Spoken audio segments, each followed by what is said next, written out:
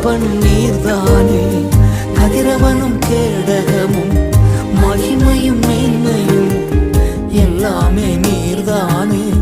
தகப்பன் நீர்தானே, நன்மையான ஈவுகள் நாள்தோறும் தருபவரே. நம்புகின்ற மனிதரெல்லாம் பாக்கியவான்கள்.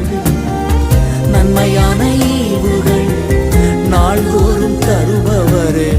நம்புகின்ற மனிதரெல்லாம் பாக்கியவான்கள்.